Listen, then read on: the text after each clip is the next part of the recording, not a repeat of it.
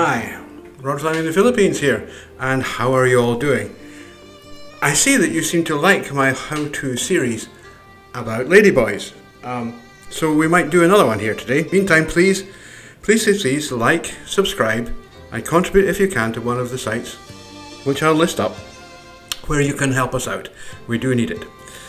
And these, it takes quite a long time to prepare these videos and to edit and put them up. So anyway, today we're going to talk about how to find a ladyboy, because we've already talked about how to have sex with ladyboys, and perhaps we got a little bit ahead of ourselves there, since maybe you don't have one, you don't know one, you've never met one, and yet you're attracted to the idea. So the first thing I would like to look at before we go into too much detail is, what is it that attracts you to ladyboys? In general, the ladyboys follow the same pattern as you find in the West, where there are two distinct types. One being the sexual invert, who once completed becomes a homosexual transsexual, and the other being the autogynephilic transvestite. Now, in Asia, this division is much more blurred than it used to be, certainly in the West. In the West, AGP transvestites never really it was very rare for them to transition prior to the age of 30, whereas sexual inverts, if they didn't complete themselves by the age of around 23, they just wouldn't bother, for reasons that we'll go into elsewhere. So these two types are very clear, but in Asia they're less clearly divided, because here AGPs tend to transition. They don't really complete, they transition much earlier. If an AGP starts to have feelings of attraction to the idea of being a beautiful woman, or sometimes being a beautiful pageant star, in her mid-teens, which is normally when they begin, then she's very likely to follow that fairly quickly. And most transitioned AGPs here actually do so before the age of 20. So there's a significant overlap between the two types. HSTS, sexual inverts, they still do appear earlier. So the first thing that you need to understand is that, yes, there are two different types, and that means that in fact there are two types of men suitable to make partners for them. So beginning with the sexual invert, the HSTS, they're really just girls. It's not really anything else but that. And their natural partner is a conventional masculine man, not, and let me make this very clear, not a gay man. If you're a gay man and you're seeking this, which is most unlikely, because gays are not usually attracted to femininity, but trust me, you're going to get nowhere here. They just won't go, they will not look at you, they will not go near you. They are not interested in what they would see as a relationship with someone like themselves. So the natural partner for an HSTS, that's a completed sexual invert, is a straight guy, a conventional masculine man. The other thing to note is that usually, well, not always, but usually, ladyboys here, that is trans women, HSTS trans women, are very strongly attracted to older men.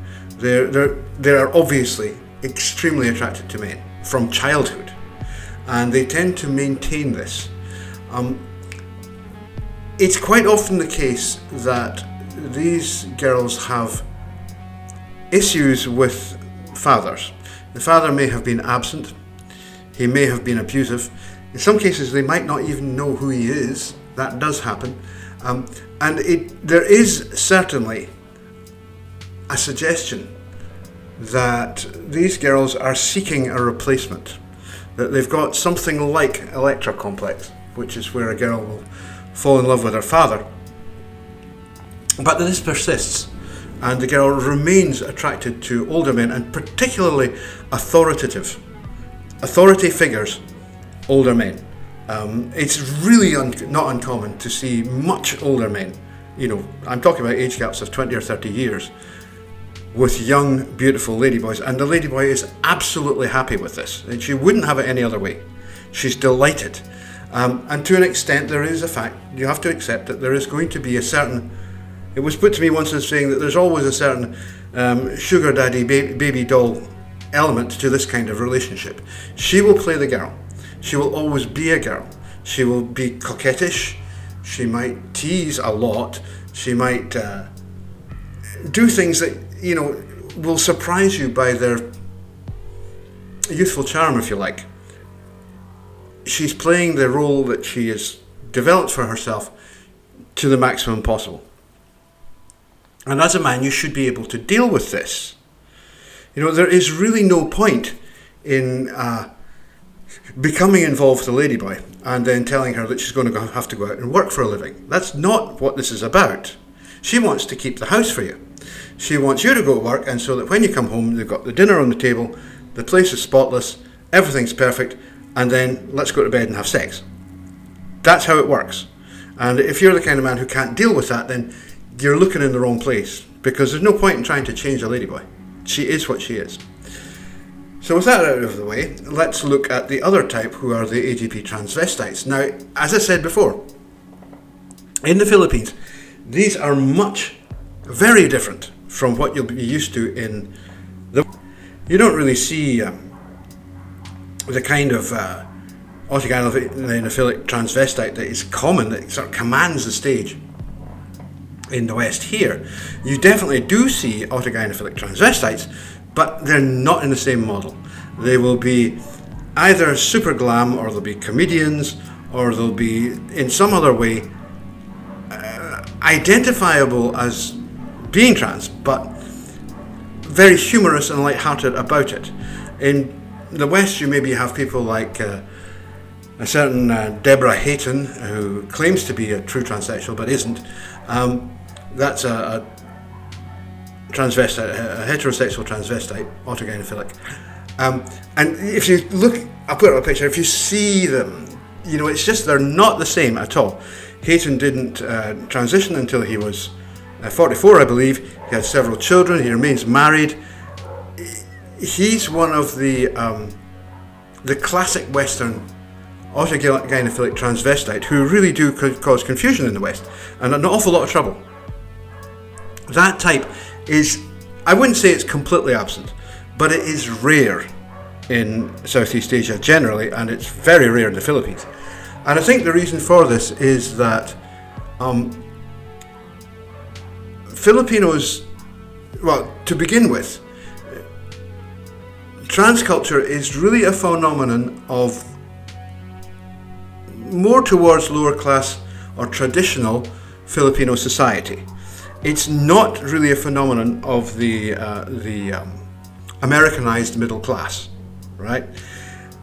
And it is simply a fact that in the homes of ordinary Filipino people, people live very close together. I mean, 2 or 3 people sleeping in the same bed is completely normal. Now, if you're constantly in a situation like that, then it's impossible for you to indulge any desires like that you might have, which are towards dressing as the opposite sex, for example, without people noticing. They're going to notice. And so there really is no point in concealment. You know, concealment is a really big thing in the West for autogynephilic transvestites. They have certainly been recorded as having concealed or suppressed their condition for decades, 2, 3, 4 decades more. And yet that's just not really possible here. I mean, you can't do it because everybody lives so close together. It's going to be seen, you're going to be noticed. And people are going to say, well, you know, I found a dress in amongst your clothes. Are you a ladyboy? And it's that simple. And it's not a big, you know, in the West this is really a big deal. In Asia, it's not a big deal. It's like, okay, you're a ladyboy. So what? You know, we'll get you some makeup, we'll fix your hair, and we'll make you look gorgeous. And that's basically how it works. So the second type are quite likely to appear to the Western Lothario looking for a ladyboy lover when they're in their late teens or early 20s. More likely the early 20s rather, when they've kind of established themselves, they've settled down a bit. Not all of them do seek men, but some do. Many do, actually.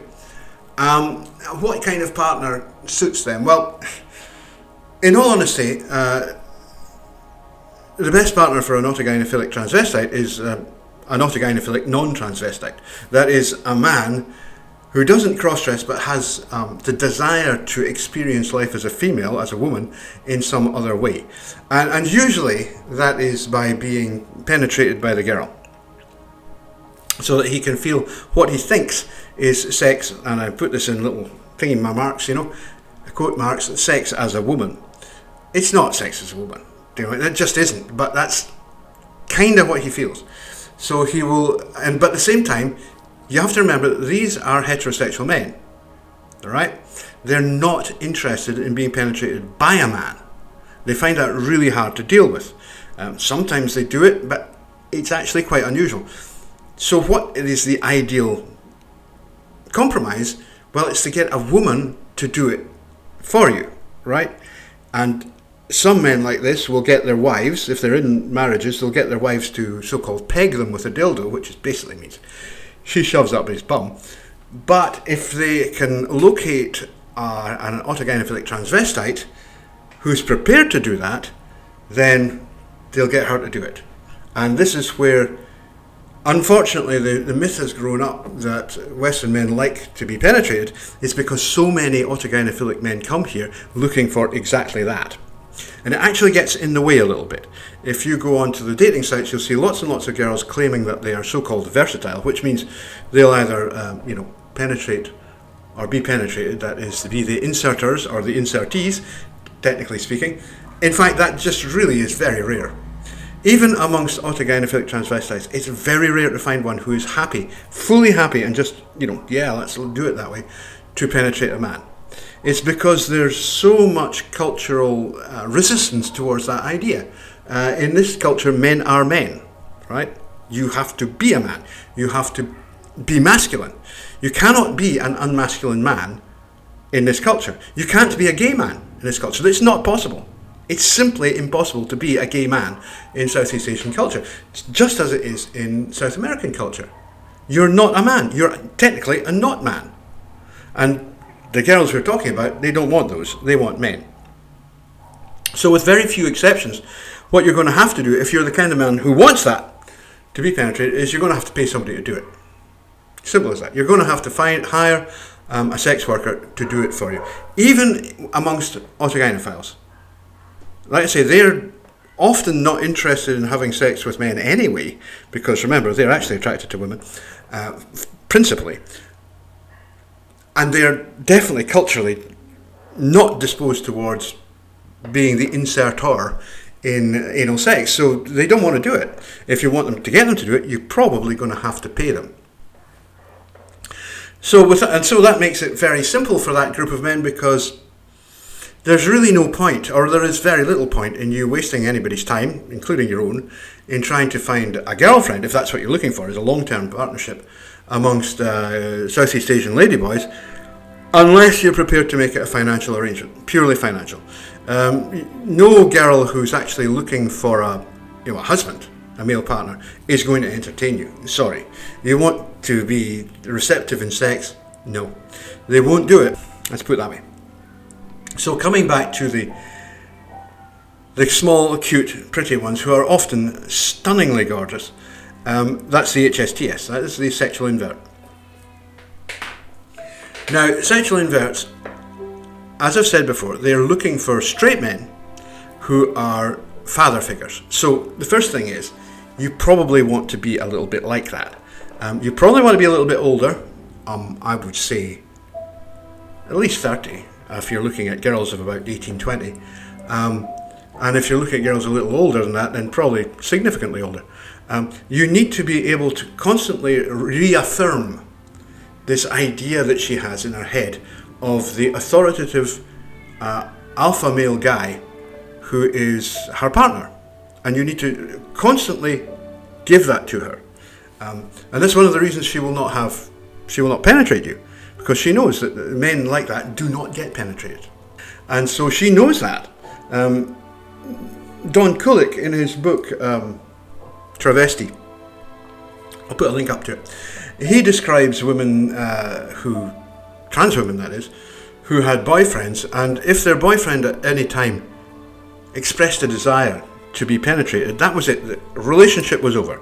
In fact, Kulik says that, quite often girls would pester the guy and would actually say, no, come on, let me do it. Let me have a shot.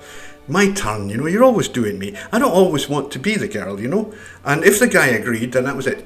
Relationship was over, and he would be outed to the community as a maricona, which in Brazilian culture is basically a gay, right? So it's like, no, this guy's a gay, stay away from our girls. And that would mean that he couldn't find another travesti partner amongst the group that she was part of. And these girls have got a jungle telegraph like you would not believe, by the way.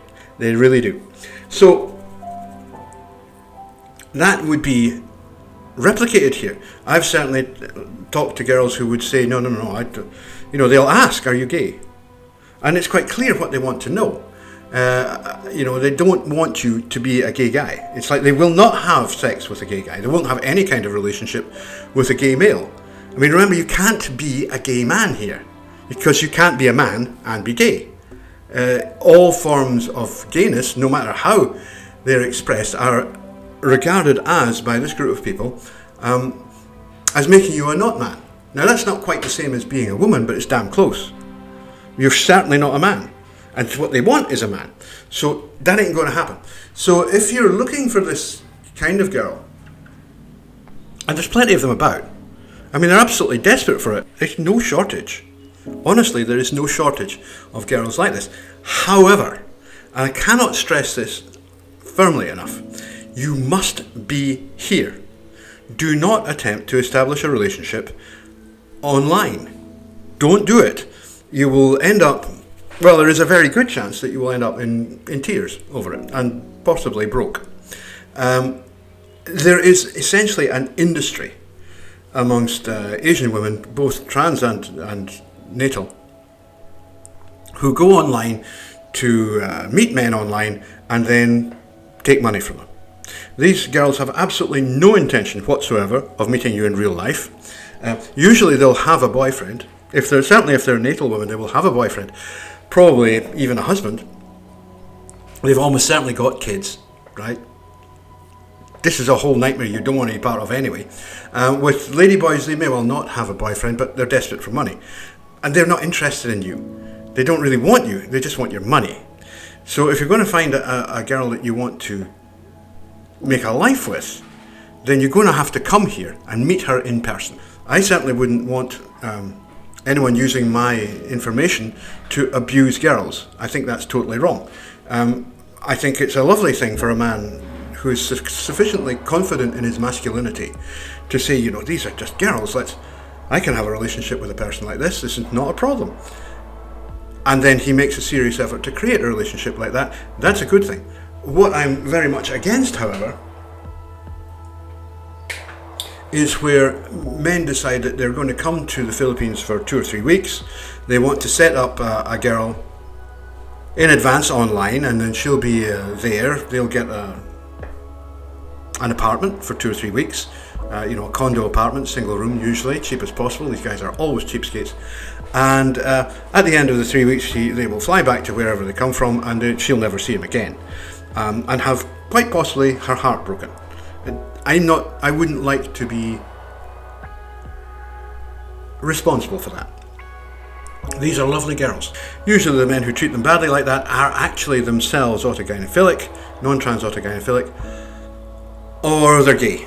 And they think that they can persuade, they're gay with internalized homophobia, and they think that they can get a girl to ram their backsides for 3 weeks and then just walk away, because they don't see them as girls. They think they're just guys in girl suits. That is not the case.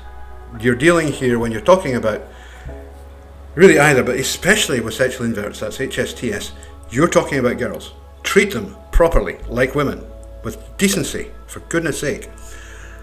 But having said that, if you're keen to find yourself a proper relationship with a ladyboy, and I can assure you they make fantastic partners, they are lovely. You will have as many arguments as you do with any other girl, but they're still tremendously loyal, loving partners. They can't have kids. Their emotions will be invested completely in you. And as I say, the one thing I would say is don't treat them badly, because they may react extremely badly. Apart from which, it's not at all gentlemanly, now is it? So these are things to take in mind. Once you actually summon up the courage and the cash to actually come to the Philippines or Thailand or wherever else you're going, and the ladyboys exist in all Southeast Asian countries, then you have another issue that you have to deal with, which is how do you meet them? And again, there is a problem with the dating sites. Most men will immediately say, let's go on a dating site. I've used ones like Thai Friendly. Date in Asia has a good reputation, though I've never used it.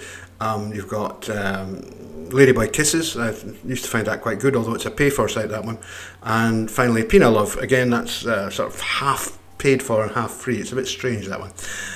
You get a limited ability to message people, and then you have to go to the paid form. And they don't let you send each other email addresses. There's usually ways around it. The problem here is that these sites are absolutely full of scammers and catfish. And I mean, they're full of them. And I've certainly made the mistake of opening a conversation with a girl, and then, you know, after you've had a couple of chats, and this is online, you know, I'm back in Europe, and eventually you manage to get her to actually show you herself on the camera, and you go, my God, look at the state of that. And there's no way you would, you know, you're just not interested. Instant switch off, you know. Or they will be, and quite often at the same time, they will be saying, oh, no, I need money, I need money, I need money, I need money. Well, it's just a total turn off. Don't do it. You really do need to be here. So what you do is you can use social media or you can use the dating sites. And through these you can harvest a few names that you might like to meet. You know, as simple as that. And then just ask for a date. Would you like me to take you for coffee? What about dinner? Cinema. Would you like to go to the cinema? Do not be surprised if she turns up with a chaperone. Especially in the Philippines, that's normal. I mean, if you remember the wonderful movie Good Morning Vietnam, it's hilarious. And anybody who's dated in Southeast Asia will be absolutely in stitches over this. Robin Williams wants to meet the girl, who's very beautiful, and she's a traditional conservative Vietnamese girl. And she says, well, all right, but I won't be alone. And she comes with her whole family. You know, there's about 12. There are actually 12 people with her. And this is not unusual. It's quite normal. So don't get shirty about it. In fact, if a girl shows reluctance, if you're talking to her, chatting to her on the phone or whatever, on social media, and she's a bit like, bit dodgy, just say, look, please bring a chaperone. Please bring a friend. And I've found that quite often that's enough. That they'll go, okay, fine, well, I'll do it because, you know, I can bring my chum. And don't be surprised if the chum turns out to be, you know, a 6'2" autogynephilic transvestite who could batter your arse from here to Edinburgh and back. Quite honestly, you know, she's taking no chances. And this is especially the case since the horrors of what happened to poor Jennifer Lowdy. You know, I mean, girls got very, very sensitive and they want to be careful. Having said that, the first date is the date where they figure out whether you are actually a psychotic ladyboy murderer or not. And if you're not, and they like you, then the second date, it will be a normal date where you'll meet her and it'll be just fine, right? So you take it from there. Don't really expect to jump in bed on the first or second date. But usually with ladyboys, yeah, second or third, you're going to be there. They are, especially HSTS, they are absolutely gagging for it. They are just so motivated by sex. It's really quite amazing. A significant number start sex when they're 12, you know, and that shocks the hell out of Americans. It's just the way it is here. The people who are initiating them are not Westerners, I hasten to add. It's local guys, local youths and young men who don't have access to women yet. And even older men who are married and their wives for some reason not giving them sex. Well, you know, there's always that ladyboy down the road, she's quite cute. On the other hand, you will meet, and I've certainly met girls like this who, you know, they're age 20 and they're virgins, and they are absolutely desperate to find out what all the fuss is about. And I mean desperate, they're tearing the clothes off you, right? Now, you need to be a little bit more sensible than a lot of men. You're supposed to be the mature one here, right? So the fact that she's going crazy for you doesn't mean that she actually loves you. What she wants is to feel it. In fact, I can remember one girl in particular, and she was a complete doll. kneeling naked, kneeling on the bed, wiggling her butt up in the air at me, and it was very pretty. And she started moaning and saying, please, please, do it now, do it now. And she said, literally, she said, I don't care if it hurts, I just want to feel it. Which is probably the most erotic thing any woman's ever said to me, but hey, that's for another day. But that's what you're dealing with. You're dealing with people who, they'll just throw themselves at you, and you have to try to be gentle with them. You have to treat them well, you have to treat them properly. They're girls, don't abuse them. And one of the things I find, and it really horrifies me, is that a significant number of the men that I talk to online, they don't seem to see ladyboys as girls, as women. It's like they're some sort of strange guy that they can treat like men. Well, you can't. Do not do that. Even if you don't have the moral standards that would prevent you from doing that anyway. And yeah, I know we've all slipped. We've all got drunk and gone, God, she's so hot. I'm just going to have to do this. It happens. We know you're not an angel. Just don't make a habit of it. It's not fair on them it's not fair on people to break hearts. It really isn't. And these are girls. And the HSTS ladyboys, sexual inverts particularly, absolutely do wear their hearts on their sleeves. I mean, they will just fall at your feet. And they're constantly falling for completely inappropriate men. It's just one of those things that they do. So maybe don't be so inappropriate. Be a nice guy, And even if it doesn't work out, make it not work out nicely, These things happen.